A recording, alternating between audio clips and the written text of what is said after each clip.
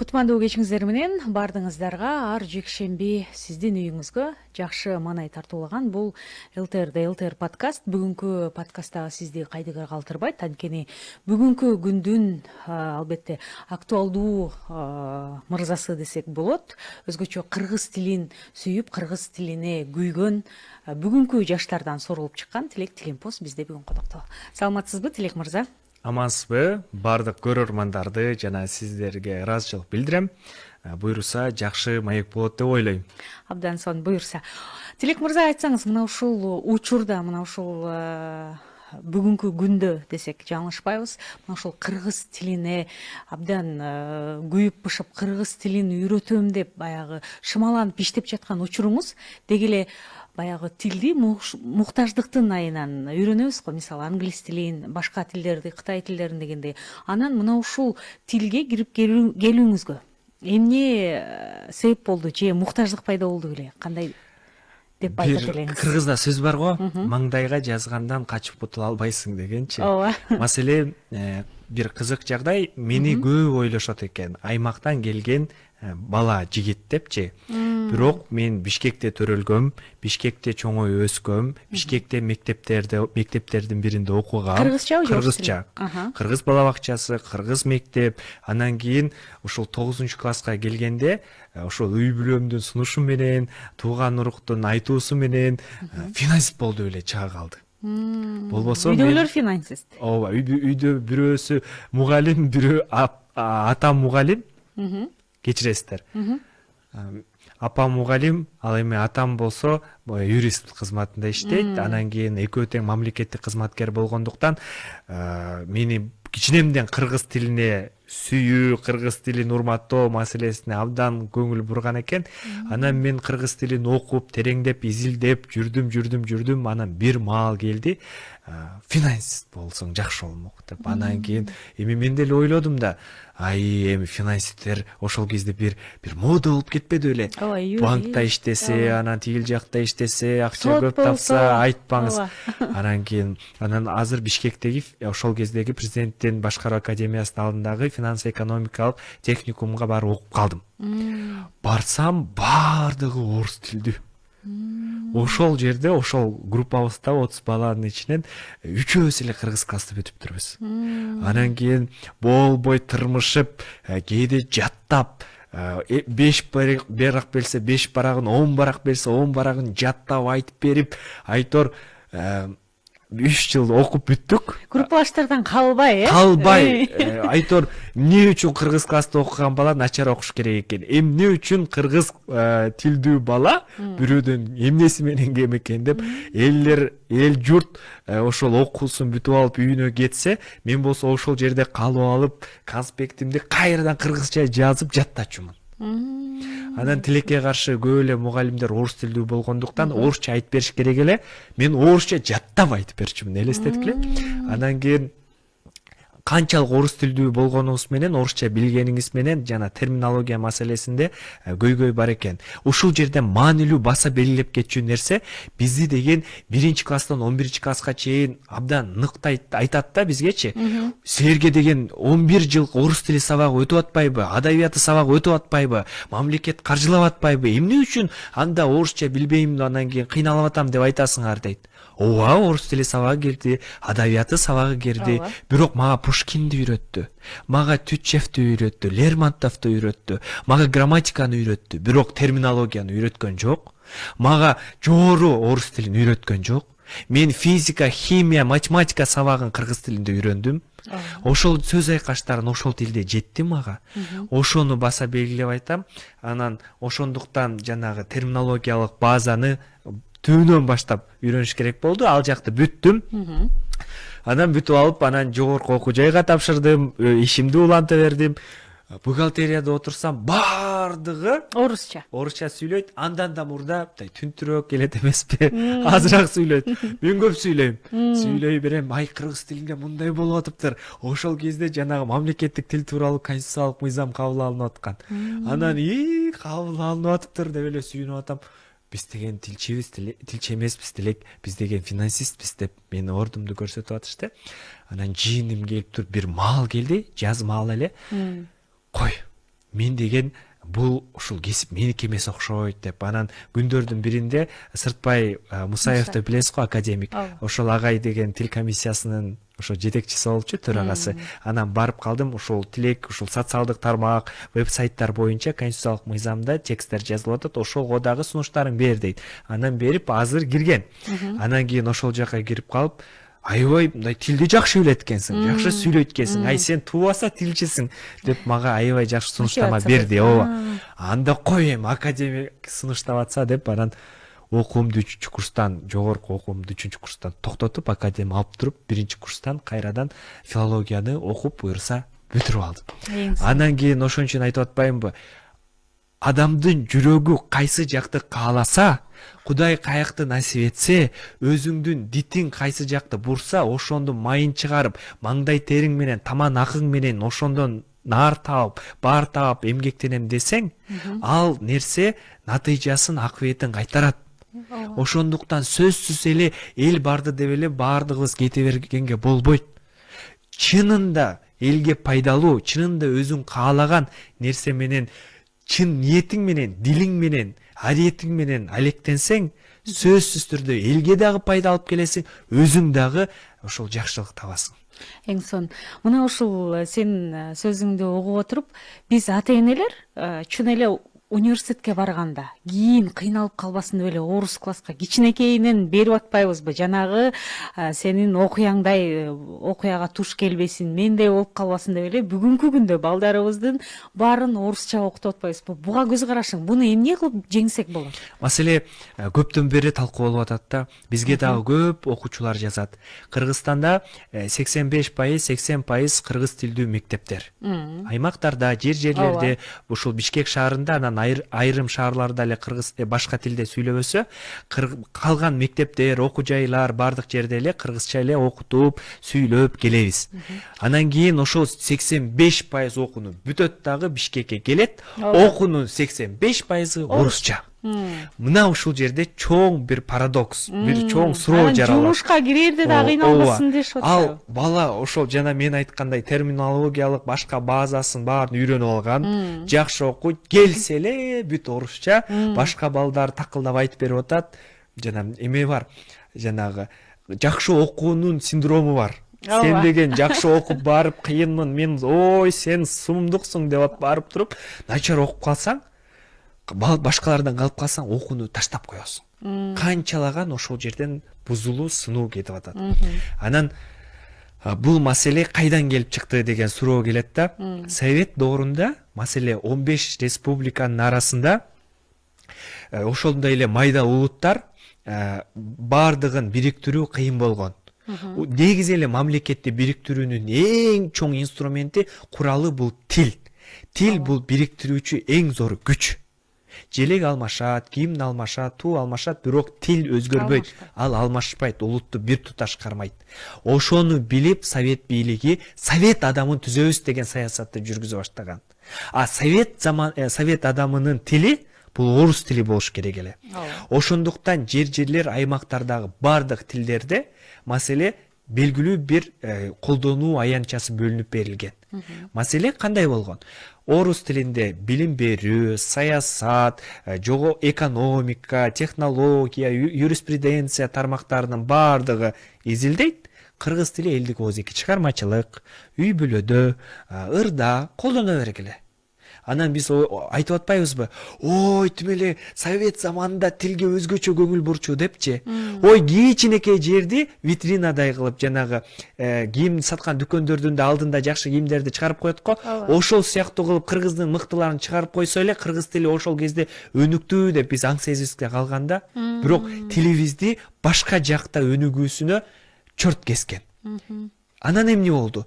91-жылы эгемендик алгандан кийин эркиндиктин эпкини баардыгыбызга жетип, бир маалда бардык тарапка кыргыз тилин киргизүү керек болду. Ошол кезде мыйзам чыгарууга мындай жөлмөлөп аткан баланы тур бас десең баса албайт ал. Жөлмөлөгөн бойдон калат.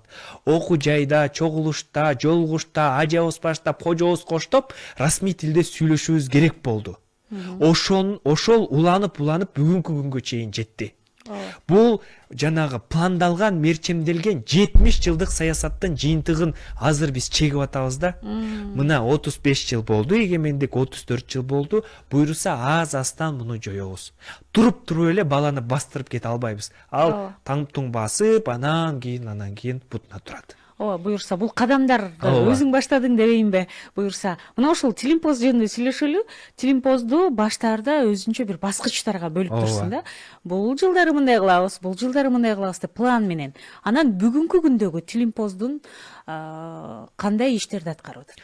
Пандемия учуру 2020-жыл баардыгы үйүндө, баардыгыбыз телефонду тиктеп отурабыз, жаңылыктар күн сайын көрүп жатсаңыз керек ошол маалда. Андан кийин мен ошол кезде социалдык тармактарды, интернетти карап калдым. Айланайын, кыргыз тили деп жазсак, кыргыз тили улуу тил, кыргыз тили сулуу тил, кыргыз тили байыркы тил, кыргыз тили 3000 манастын тили. Бирок функциялык маанилүү маалыматтар жок экен. Кантип бул сөз кантип жазылат, бул сөздүн мааниси кандай, бул сөздүн келип чыгышы кандай, муну качан колдонобуз, ал коону качан айтабыз, саламдашсак кантип жооп беребиз, жанагы баланын кайын журту, баланын тиги ата журту, өз журту деген сыяктуу нерселердин классификациясы, инфографикалык маалыматтары жок экен. Англис тилин жазсаң чыгат, казак тилин жазсаң чыгат, орус тилин жазсаң чыгат. Анан кийин мен дагы ойлонуп, эмнеге болбосун? Менде негизги базалык билим бар деп туруп анан изилдей баштадым. Жашынакай кылып башында ошого алым жетпейт да, карабайсызбы? Жанагы Word бар эле го, мен Photoshop, анан Canva башкаларды каяктан билип жүрөм фигмаларды.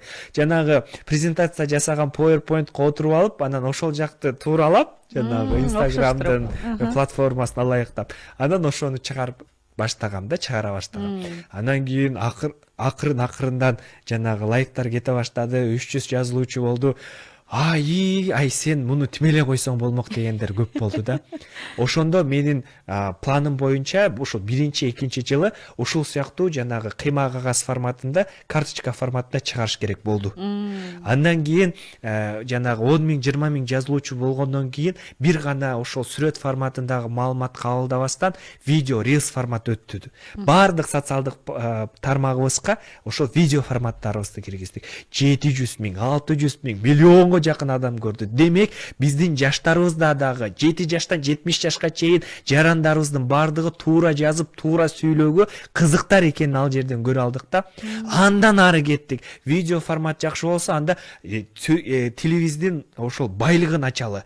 Жер суу аттары кандай маани берет, адам аттары кандай маани берет, фразеологизмдер мындай экен, эмне үчүн андай атайбыз? Ошонун маанилерин чыгара баштадык.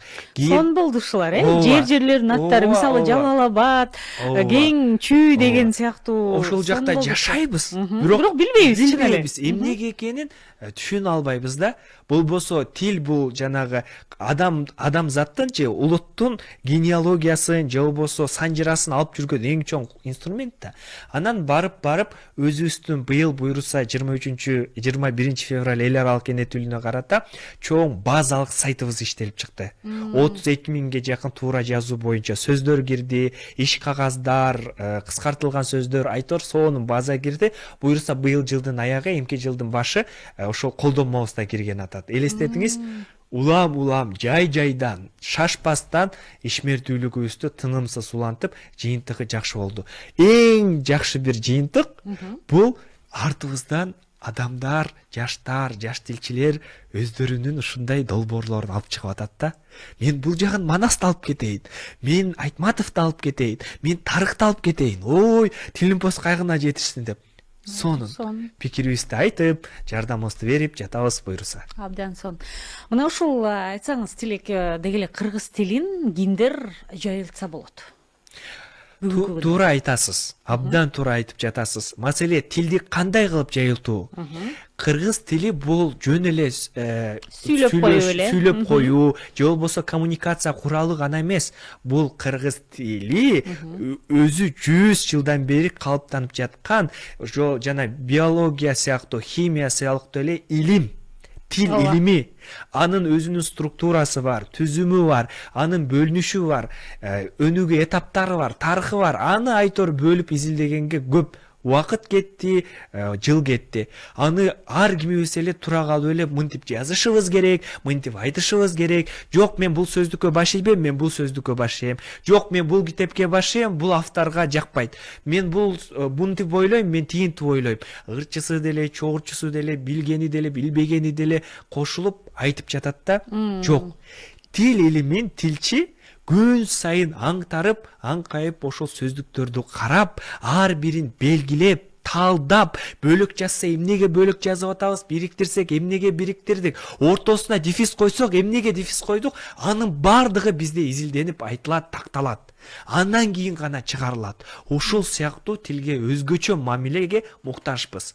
Байкасаңыз, 30 жыл ушул эркиндик менен кошо мындай башаламандыкка кандайдыр бир деңгээлде жол берип жибергендербиз. Ар кимибиз эле кийлешип берип, терминдер кандай башаламан болуп атат, жазуубуз кандай башаламан болуп атат. Буйрса менен буйрса, ден соолукка дефис коюлбай, үй бүлө кантип жазылат. Же болбосо жанагы заказ сөзүнүн кыргызчасы кантип которулат. Башаламан. Ар ким өзүнө ылайыкташтырып кото берген. Жок, бизде мамлекет бар, мамлекеттик институттар бар, илимдер академиясы бар. Иштей турган адамдар бар. Ошолорго таянабыз. Биз өзүбүз ойлоп турган бул кайсы бир Африкадагы уруунун тили эмес. Урпактын тили эмес. Бул үй бүлө болгон. Андан кийин тукум болгон, урпак болгон, уруу болгон, эл болгон, мамлекет кураган элдин тили. Ошонун баркын баасын түшүнөлү деп айткым келет.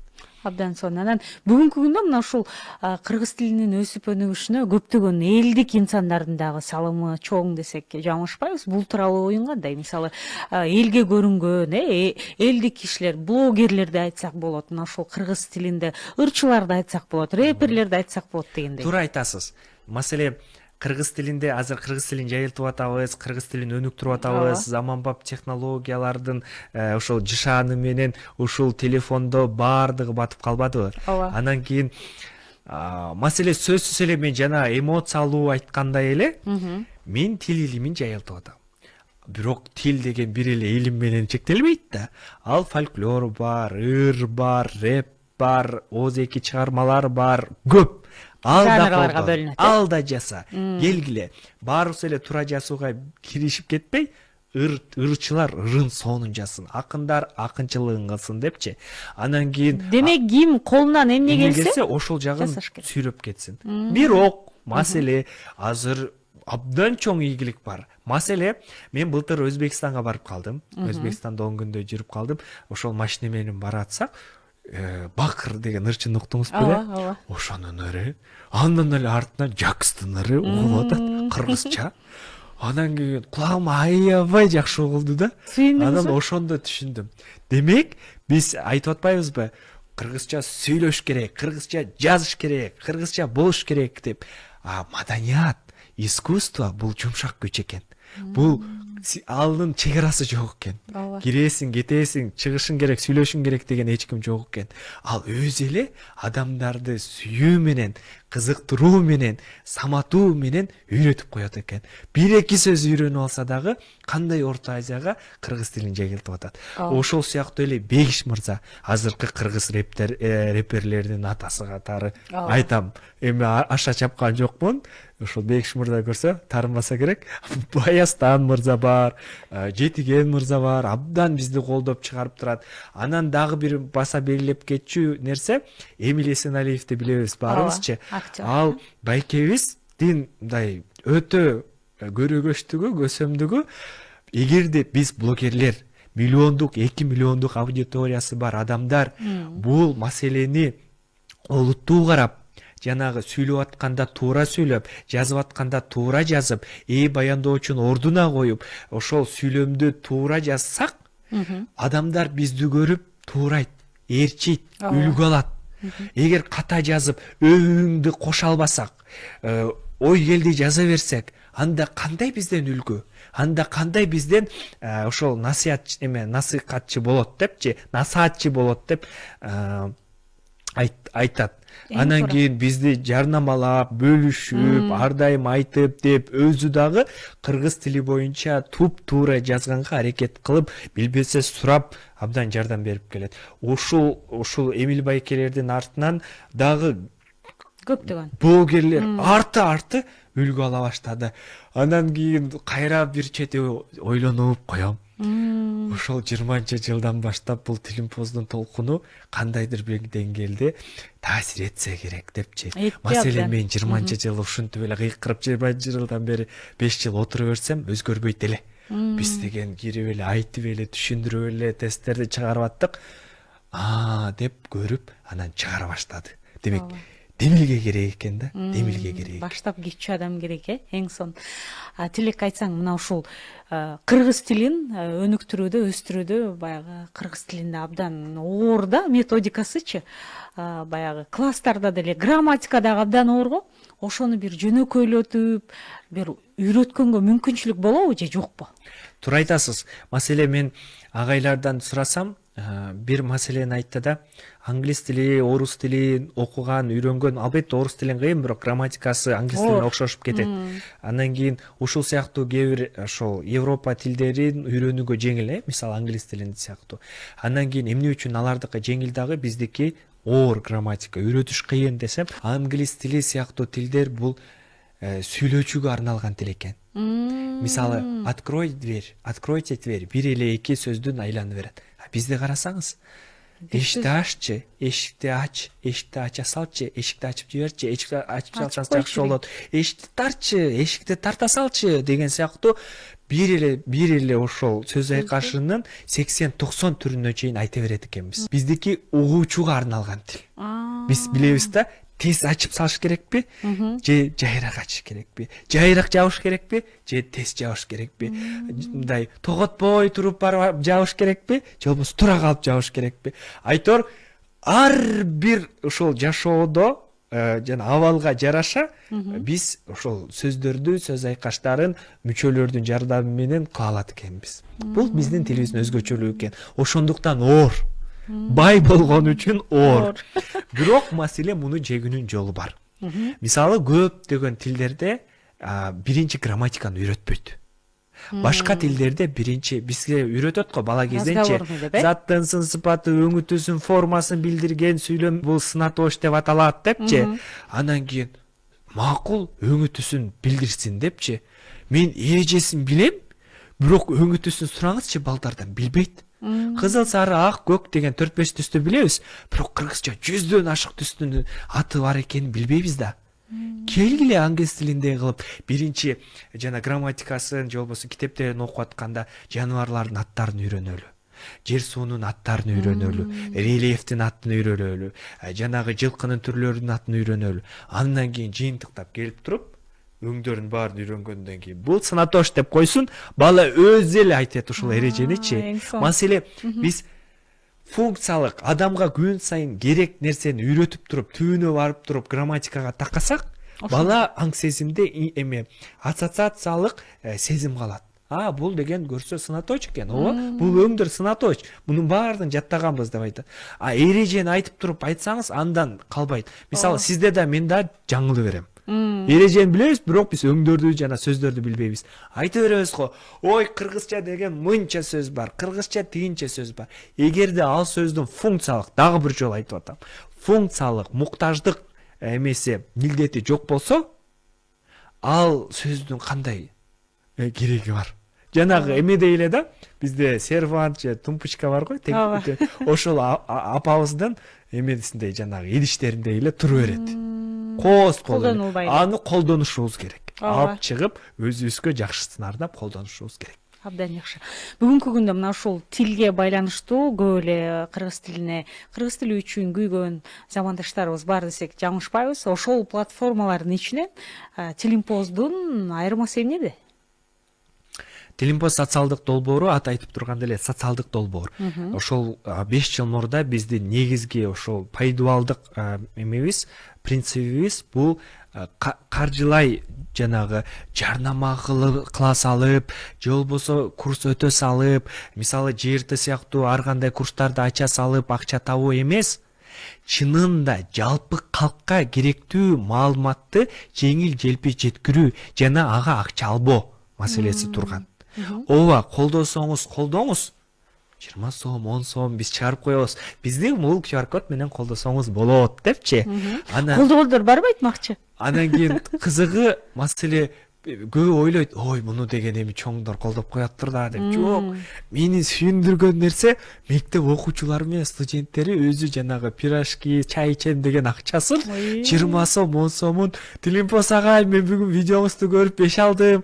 Тилимпос агай, мага пайдалуу болду деп салат.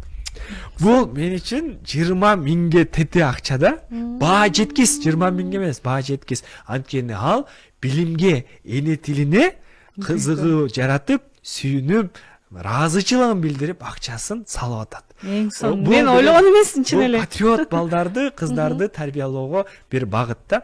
Анан кийин ошол жанагы айтып аткандай пайдалуулдык принциптерибизге ылайык биз жана тыштан каржылоо сыяктуу долбоорлор сунушталган жок дедик. Жок. Биз биринчи негизги милдетибиз бул бир гана улуттук нарк, насил, эч качан биз ошол чет мамлекеттердин жанагы айтканын айтып дегенин кылбайбыз. Биз өзүбүздүн дагы эр азаматтарыбыз бар да, айта алат да, дей алат да. Качанга чейин эле оозду ачып отура беребиз деген сыяктуу орой сөзүм менен көкпеттен отурдум. Иш кыла берсеңиз, жасай берсеңиз, сүйгөн ишиңизди уланта берсеңиз, элге пайдасын алып келсе, эң негизгиси элибиз кыргыздан айланса болот. Эки колдоп көтөрүп алат. Ооба. Өзү эле көтөрүп, өзү эле колдоосун берип, айтор көтөрө турган даражага көтөрөт экен. Мен абдан ошого сүйүнөм да. Тилек мырза, күттүңүз беле ушундай болот деп? Эми баягы же кыргыз тилине көп көңүл бурбагандар шаарда эми көп эле го. Анан же андай деле болбойт деп ойлонуңуз беле? Менин оюм боюнча Казакстандагы долбоорлордон ашпайбыз деп ойлогом. Бул анык, жооп ашпайбыз деп ойлогом. Бирок түрк мамлекеттер уюмундагы жанагы түрк тилдүү элдер арасында былтыр статистика жүрдү, ошолор тараптан. Ошол социалдык долбоорлорду, социалдык тармактагы долбоорлорду бириктирип бардык ушул түрк тилдүү ошол элдердеги социалдык каржыл жанагы коммерциялык эмес долбоорлорду салыштырганда баардыгын кошкондо дагы Тилимпостун аудиториясынын жарымы чыкпайт экен. Эң сонун. Демек, мен аны ойлогон эмесмин. Ачык айтам, мен ойлогон эмесмин. Демек, бизде чыныгы атуулдук, ариети ойгонгон, намысы бийик, ары күчтүү калк жашайт экен. Катталуучуларың көбүнчө эмне темаларды, кандай темаларды сурашат? Катталуучуларыбыздын көбү маселе кыргыз тили качан өнүгөт, кыргыз тили өнүп баратабы, кыргыз тилин талап кылсак болобу, окуу жайда кыргыз тилин киргизсек болобу, бул сөз кантип жазылат, бул сөздүн котормосу кандай деген сыяктуу күнүмдүк суроолор берилет. Анан кийин айта кетчү нерсе, суроо берүүчүлөрдүн көбү кыргыз тилдүү адамдар, аудитория. Биз дайыма ойлой беребиз да, ушул орус тилдүүлөргө кыргызча үйрөтсөк эле кыргыз тили кыйрап кетет, жыргап кетет депчи. Жок. Биздин ядробуз, биздин тилибиздин негизи бул кыргыз тилдүүлөр. Анткени улуттук статистикалык комитетинин маалыматына алайык, кыргыз тилинде Кыргызстанда 85-83% адам сүйлөйт. Демек, улутубуздун, мамлекетибиздин негизи бул кыргыз тилдүүлөр. Эми ошол кыргыз тилдүүлөрдү, ядробузду эң туура жаздырып, эң туура сүйлөтүп, жөн эле сүйлөтпөй, кооз сүйлөтүп, макалдатып, фразеологизм аралаштырып сүйлөгөнгө жеткирели. Калган 15% ошолор сүйлөп бири-бири менен маектешкенде экөөбүздү көрүп кантип сүйлөй коет. Айла жок сүйлөйт, муктаждык жаралат. Биз 85%га көңүлдү буруп, келгиле биз бири-бирибиз менен кыргызча сүйлөшөлү, кыргызча маектешели, ырчык алалы, колдонолу, калгандар айла жок сүйлөшүп кетет. Биз болсо жок, ой, жанагы 15%га асылдыкта калдык, тиягыбыз туура жаза албай атат, сүйлөй албай атат, кыйналып атат. Жок, булар үйрөнүп алса, үйрөнө турган адамчы? Үйрөнө турган адам 5 айда англис тилин, 10 айда орус тилин үйрөнүп атат. Ошондуктан муктаждык жаралса, үйрөнүп алат. болгону биз өзүбүз муктаждык жараталы. Ага сунуштап жалдыроонун анчалык кереги жок. Кыйнабай эле коелу, урушпай эле коелу, өзүбүз үлгү көрсөтөлү. Эң сон. Тилек мырза, бүгүнкү күндө баягы ааламдашуу, интернеттин заманы, анан азыркы муунга баягы интернетти көп колдонуп атпайбызбы? Мына ушул ааламдашуу маалында кыргыз тилин өнүктүрүүдө дагы программалар көбөйүп атат. Анан ушул жаатта дагы жаңылыктар болчудабы же жаңылыктар барбы дегендей? Туура айтасыз. Маселе биздин оюбузча бизди ата-энебиз тарбиялайт, чөйрөбүз тарбиялайт, мектеп тарбиялайт деп ойлойбуз да. Бирок албетте алар тарбиялаганы менен адамды тарбиялай турган эң чоң инструмент бул тил экен. Тил. Маселе кыргыз тилдүү бала төр десеңиз устакан, жогорудагы сыйлуу орун, жогору даража, ак сакал, чоң эне, бата, сөздүн башы, сөздүн аягы бизге анын баарын айтпаса деле мээбизге тыңк этип сиңет. Ооба. Ага сөз биринчи бериш керек, башка тура калыш керек деген. Же болбосо бото көз десе сулуу көз, бакырайган көз, жашынакай кыз деген эске келет. Бирок орус тилинде верблюжьи глаза десе ошондуктан бизди сулуулуктун эталонун, маданияттуулуктун эталонун, тартиптүү кыз кандай болуш керек, тартиптүү уул кандай болуш керек, тил аркылуу балага сиңет экен.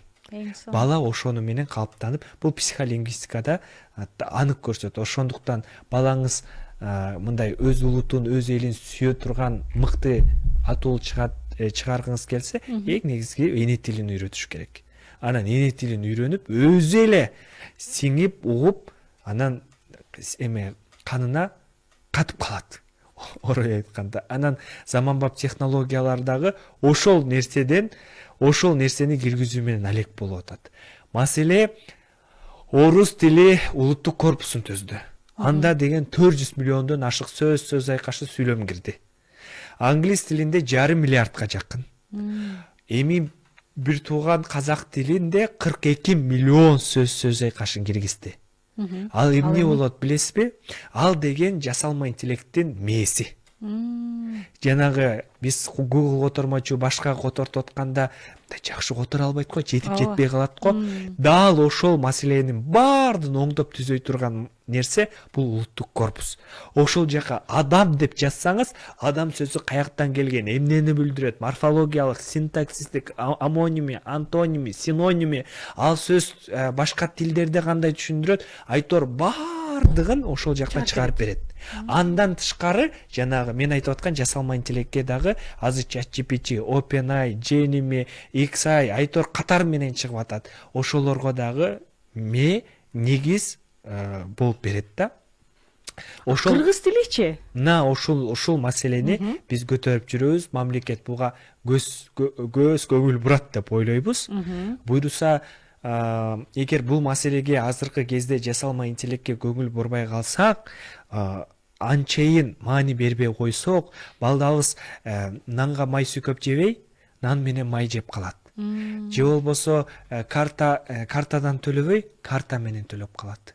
Бирок ата бабаларыбыз курчундан төлөдү, чөнтөктөн төлөдү, баштыктан төлөдү да. Туурабы? Ошол сыяктуу тилдин грамматикалык өзгөчөлүгүн сактап калгыбыз келсе, заманбап технологиядан артта калбайын десек, анда жасалма интеллект сыяктуу алдыңкы технологияларга тилди киргизишибиз керек.